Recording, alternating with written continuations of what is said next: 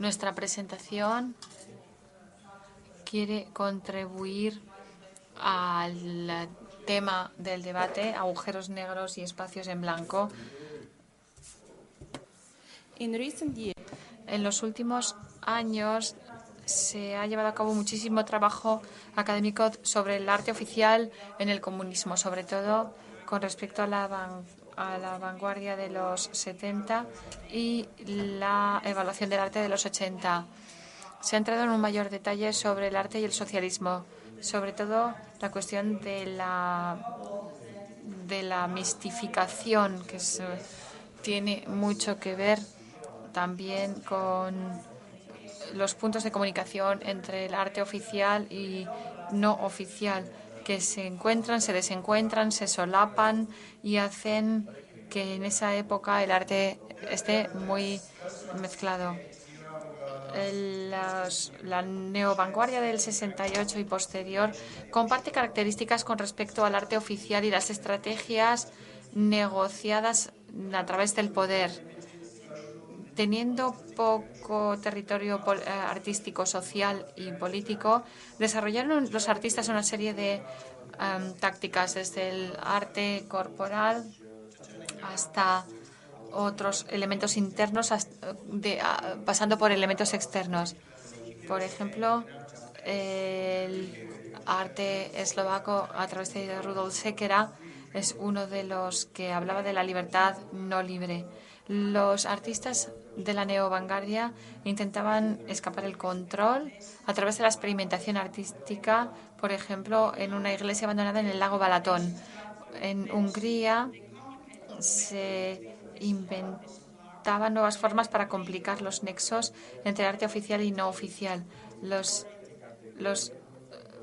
arte apoyado, tolerado y prohibido. Así que los artistas respondieron con la propagación. Que te prohíban. Miklos Haraszti decía que si se te prohíben, te dejan hacer lo que quieran. Y las reuniones del lago Balatón iban por este camino. A veces había también oficiales encubiertos. El modernismo se ha afectado, pero cuando la neovanguardia despreció este sistema establecido. El grupo esloveno AHO era justo con miembros americanos, hablaba de las especulaciones sobre la infiltración de la CIA. Finalmente decidió marcharse a través de la inoficialidad de este movimiento pseudo-oficialista. Se fue a vivir a una comuna rural y se escapó de la oficialidad. En cuanto a la búsqueda de libertad utópica, muestra que la necesidad fue lo que hizo que apareciera estos nuevos movimientos. Tenían que poder vivir según sus creencias y puntos de vista. Félix Kataiste necesitaba, según él, más territorio de acción. Era necesario, pues, crear nuevas zonas que debían entenderse como territorios existenciales. En contraste con la era comunista no oficial, el nuevo arte oficial existe teniendo en cuenta el paradigma nacional dominante. Así que se diversifica entre lo tradicional y las nuevas minorías. Así que a veces lo demasiado internacional quedaba fuera por resultar demasiado exótico a los ojos nacionales. La tendencia de demasiado viaje tampoco le gusta al arte oficialista hoy en día. Con respecto a la tolerancia, hay que pensar en la existencia del arte institucional, así como la apariencia del discurso crítico. Estamos ante un estatuto precario proveniente de la oposición al paradigma dominante basado en una visión unitaria y etnocéntrica del mundo, cuya posición hace reduccionista la visión de lo menor, por ejemplo, para ciertos fenómenos culturales centroeuropeos. Por ejemplo, se habla de literatura menor, es decir, aquella que habla de constructos minoritarios dentro de un lenguaje mayoritario para apropiarse sus formas en usos menores. Debido a esta condición peculiar, es necesaria una conexión inmediata con lo político, a pesar de que esté tratando aspectos individuales. Inevitablemente parece que se convierta en político. Además, la identificación del potencial transformador en la tendencia de que todo pueda contar con un valor colectivo. La apariencia colectiva de la enunciación cuenta con el potencial de contar con una solidaridad activa y ofrecer la posibilidad de expresar otra posible comunidad y forjar las necesidades de otra conciencia y sensibilidad. Esta posición menor es la que nos interesa en el contexto del arte de la Europa del Este de hoy en día. A pesar del nacionalismo, Tomás Farkas es uno de los más importantes en este sentido. Ha realizado un documental de manifestaciones y contramanifestaciones con respecto al auge de la intolerancia. De este modo muestra cómo la tolerancia social debería reincorporarse. Rafael documenta esto en películas y hay ciertas tensiones entre los que apoyan a los gays y los extremistas que intentan poner obstáculos, y los policías se encuentran entre estas dos categorías. En cuanto al 2010, Ars Homoerótica, una exposición cuando el director ha sido Piotr Piotrowski, quiso crear una institución democrática, pero ha sido muy problemático para la cultura oficial en Polonia. Esta exposición ha sido criticada porque aceptaba, entre comillas, la homosexualidad, y pues las instituciones que dejaron pues, la posibilidad de visitar a estos museos, la gente que no iba tanto a los museos, y esto quiere decir que lo minoritario siempre es político. Por un lado, tenemos los estereotipos nacionales y por el otro los supranacionales. Aquí hablamos de gitanos o la minoría romaní, que no suele ser presentada como sería debido. En la Bienal de Berlín se creó un pabellón romaní o gitano que se llamaba Paraíso Perdido, y la curadora, la conservadora, dijo que en este caso los artistas romaníes podrían presentar en los pabellones nacionales, pero la Bienal en Venecia tiene 112 años y hasta ese momento no se ha presentado ni siquiera un artista romaní. Los 15 que sí mostraron sus obras en este pabellón romaní, pues señalaba la representación política de las minorías y también hablaba de la capacidad afirmativa a la hora de articular lo que es minoritario. Tenemos una representación pues insuficiente de los romaníes en la cultura, típico también para otras minorías étnicas, pero ahora en la época postsocialistas hay otras minorías nuevas que se desprenden de los nuevos modelos de migración a las ciudades europeas. Antes estaban cerradas las fronteras. Esa ha sido la razón. Se neutralizaban las diferencias y ahora tenemos otras fuerzas que son las de globalización, y a nivel de nacionalismo se está la sociedad presentando en contra de ellos. Entonces, en los años 90 el arte intentaba buscar una identidad de Europa de Este, pero las personas que eran profesionales en el campo del arte del extranjero no podían formar parte de esta identidad de Europa del Este. Son personas que se interesan o intentan dedicarse a la escena de Europa del Este, pero como son extranjeros, entonces como si no existieran en esta escena nacional de los países en cuestión. Hemos preparado una exposición cuando el 20 aniversario del año 89 en Budapest, en Kiszczy, y es uno de los pocos intentos de visualizar a los extranjeros en temas locales. Y la investigación ha demostrado que existieron muchos artistas que se instalaron en Budapest, pero hubo muchas lagunas en cuanto a intercambio de influencias y de artistas. Los artistas no tenían la obligación de hablar directamente de su estatus en Hungría. Estatus de extranjeros me refiero en Hungría, para que no se reduzca su identidad solamente en algo ajeno de fuera, extranjeros, para que se les mire como artistas en primer lugar. Pero existía esto. Este elemento de extranjero estaba implícito y las comunidades transnacionales y de migración se desprenden no solo como veladores de la cultura de naciones, sino también teóricos que hablan de forma negativa sobre la élite internacional y hablan de transnacionalismo intelectual. De aquí escasea una ausencia de originalidad, pero no se sabe si estas personas que vienen del occidente tienen una situación élite o lujo de dicho país. Muchas veces se les ve como cosmopolitas, que no tienen raíces en dicho país, que no tienen un lugar concreto, un sitio concreto, pero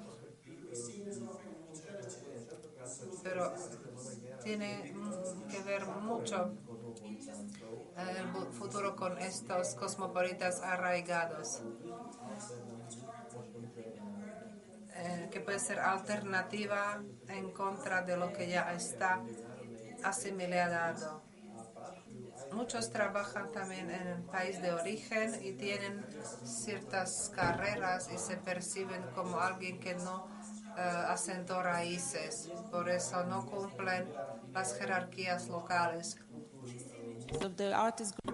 No se hallan en las estructuras locales de poder. Y aquí tenemos un grupo de Kasha Boys de Košice que preparó los uniformes artísticas para arte eslovaco, y en caso de admirarla hay algo separado para Roman Ondak. Es decir, separado no solo para celebridades del arte o reservado para ellos. Basta que la persona enseguida, estando en Berlín, ya obtiene la pegatina de alguien que no tiene las raíces ahí. Y si es minoría, pues si es artista que trabaja a nivel internacional, desestabiliza los mecanismos de dominación de lo que es mayoritario. Entonces, ellos están incluidos en lo que es nacional y transnacional, o forman parte de lo minoritario o mayoritario, a nivel local o global. Entonces, uno sigue siendo minoría, incluso dentro del contexto transnacional. Eso lo denominaron dos personas donde lo minor se encuentra, es algo positivo. Y solo siendo una enunciación revolucionaria, pero si lo minoritario se puede identificar con lo que es mayoritario, a ese mismo nivel nacional. En caso de Hungría, existe una ideología conservadora nacionalista y eso se impone también a nivel cultural. Hay cierta tendencia que intenta destruir la autonomía creando suprainstituciones que dependen de la cultura nacional y que ponen de lado la etiqueta profesional y se crea una gran diferencia entre la escena crítica y la oficial. Los artistas por eso comentan a raíz de sus actividades la situación en la política de Hungría, hablan del nacionalismo, de los estereotipos nacionales, luchan contra la propaganda oficial, pero en caso de algunos artistas la situación cotidiana de la política empeoró tanto que no basta solo reflexionar o visualizarlo en la creación. Se fueron de los talleres y cogieron cámaras de foto sabiendo que hay un sentido documentario y decidieron actuar directamente organizando campaña de cómo se pone en peligro la autonomía del arte en MUM, creando una academia nueva en Hungría. Una de las actividades ha sido, se encontraron en MA, Nueva Academia, gritaban eslogans, prepararon diferentes pancartas y protestaban en contra de este carácter antipático de esta institución. Csaba Nemes recibió un golpe de otro y el otro artista lo pintó. Es decir, esto es como una imagen icónica, salió de Facebook directamente a un dibujo y la iniciativa nueva ha sido algo sin precedentes. A consecuencia de esto, los profesionales crear como ocupar el Museo Ludwig. Esa ha sido consecuencia con artistas críticos, galeristas, coleccionistas, artistas del arte contemporáneo que se decidieron ocupar la entrada a este museo durante mayo 2013 y reclamaban responsabilidad. Y la organización horizontal por 12 días estuvieron allí y Occupy más creativos que aportaron allí. Estos activistas no tradicionales proponen un modelo radicalmente distinto a la cultura oficial, a lo que se acepta hoy en día. Pero es una minoría esto y solo 60 personas, es decir, en Hungría solo hay 60 profesionales dispuestos a actuar y luchar a favor de la autonomía del arte. Reconociendo esto, lo no oficial dentro del arte al este de Europa, entonces crea una crítica política de la sociedad y cómo funciona el arte en la época de transición. Está cambiando, redefiniéndose todo este tema y existe cierta lucha entre el nacionalismo, el paradigma nacional y por otro lado la fuerza del mercado que conjuntamente define la posición de lo que es la minoría. Naturalmente hay cierta necesidad o escasez del cual luego se hace pues, un prestigio. Así como la neovanguardia en el pasado, o sea, hacer de tripas corazón afirmando la posición de minoría. Gracias. Y también gracias por el link en relación con su proyecto. Se me olvidó decir que su marca es translocal. Ahora el público tiene, por favor, alguien preguntas. No tengo noticias actuales de Budapest. Esas protestas de mayo, ¿cómo terminaron? ¿Cuál es la situación actual? ¿En qué desembocó todo? Es la ocupación, como he dicho, 12 días duró y cuando estas personas se marcharon, al día siguiente el Ministerio de Cultura nombró a un nuevo director de este museo, quien dirige actualmente este museo. Y luego la mitad de los empleados, de los curadores, conservadores, pues tuvo que buscar unos medios alternativos de subsistencia y está en la lista de parados ahora. ¿Sabes más algo sobre esto, por favor? Naturalmente, ahora tienen que llenar vacíos porque a raíz de estos cambios en la dirección del museo no se van a realizar algunos proyectos trazados por la antigua, o sea, dirección anterior. Micrófono, por favor, no se oye. Bueno, pues, Slot Grace es mi nombre. Me gustaría decir que en nuestra página lanzamos un proyecto relativo a lo que había pasado, lo que está sucediendo en Hungría en relación con esta actitud nacionalista. Estamos de acuerdo con Robin. Es decir, por favor, si tenéis tiempo, mirad.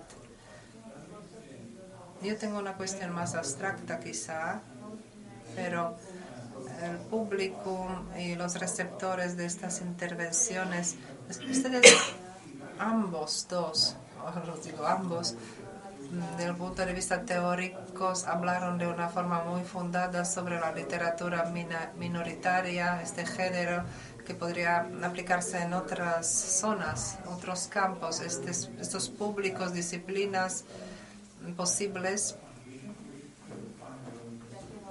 de tal actitud teórica se podrían aplicar.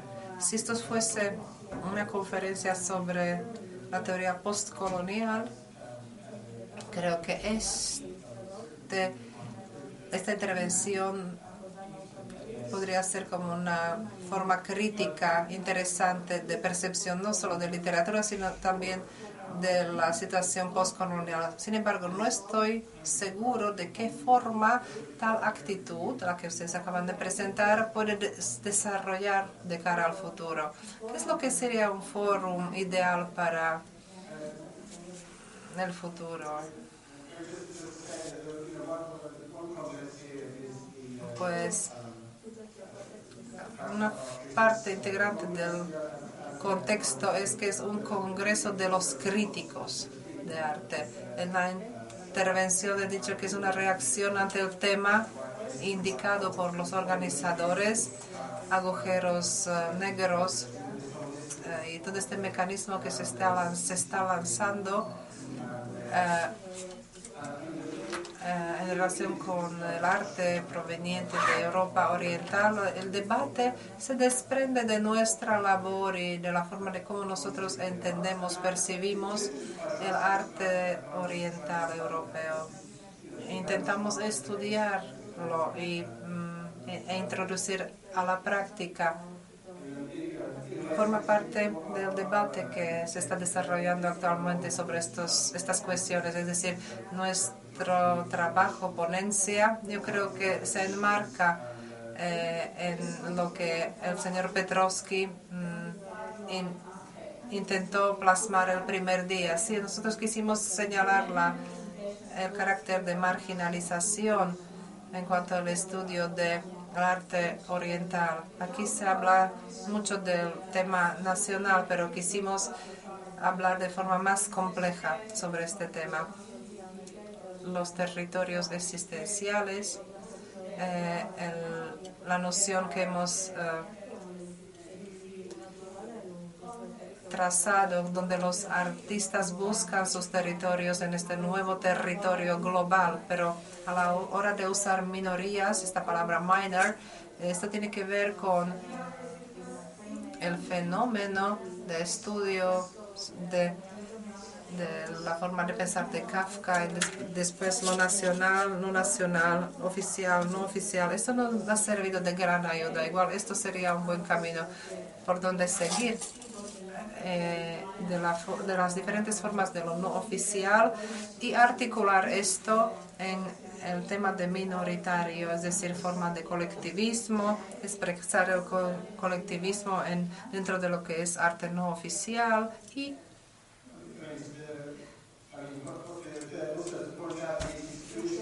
otro tema, tercer tema, esta exclusión, eso sucede, y no solo excluyendo el arte oriental del centro, sino también se puede hacer valer dentro del marco de arte oriental en general.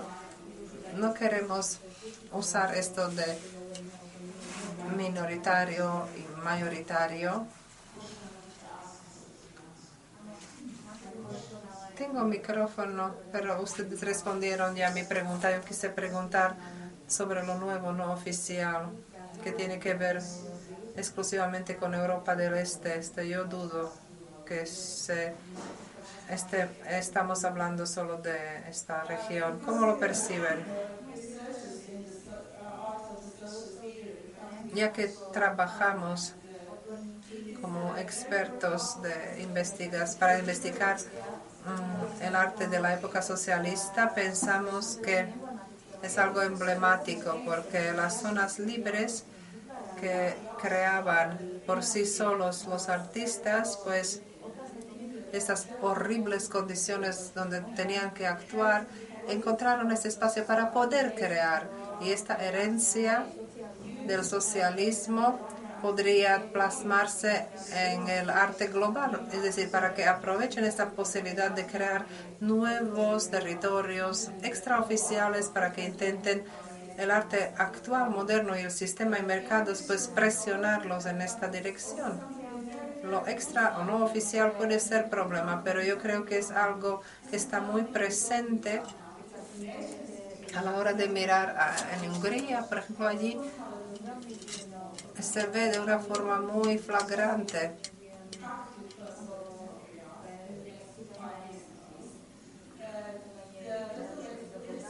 Se ha cerrado un museo los próximos 5 años, se dio una reorganización absoluta, tenemos galerías privadas, casas privadas, es decir, lo no oficial que conocíamos durante el socialismo está como volviendo a la actualidad y lo hemos vivido en carne propia. Vivimos en Hungría y es algo bastante complicado. 3 categorías existen, o sea, oficial, no oficial y lo tolerado, y las personas pasan por estas 3 categorías, pero han encontrado muchas veces han sido gente, grupos coleccionistas y los Occupy, cómo hacerse con esta situación. Y tenemos pues nuevamente esta situación en Hungría y así percibimos el discurso, el debate sobre lo oficial y lo no oficial.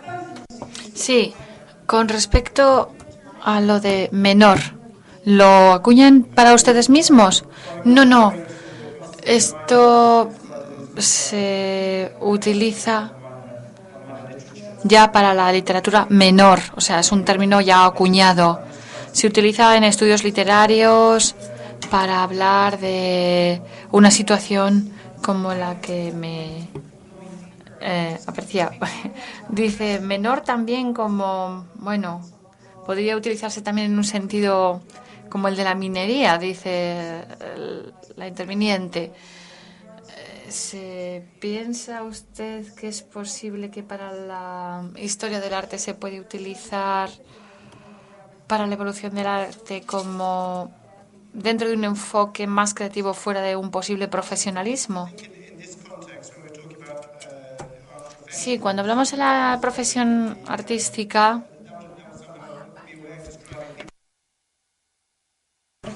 pues habrá que pensar en si estamos interesados en el arte o en la escena artística.